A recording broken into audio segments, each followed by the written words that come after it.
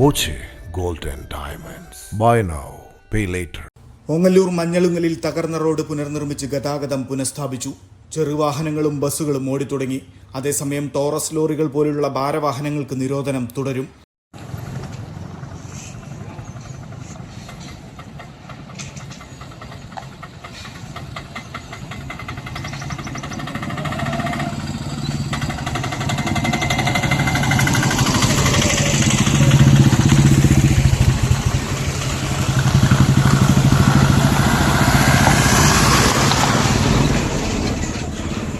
വലിയ കോൺക്രീറ്റ് പൈപ്പുകൾ എത്തിച്ച് വെള്ളമൊഴിപ്പിക്കാൻ സൗകര്യമൊരുക്കി മുകളിൽ നിരപ്പാക്കിയാണ് വാഹനങ്ങൾ കടത്തിവിട്ടത്.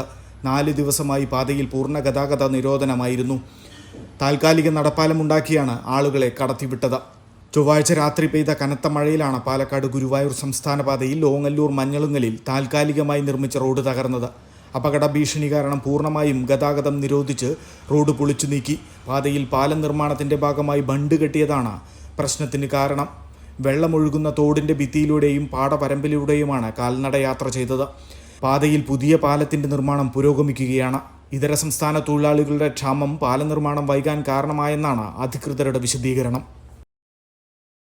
Time kids pre school, Mannannur road, Vaniyamkulam. .View news. കാഴ്ചകളാണ് ലോകം, കണ്ടു തുടങ്ങുക.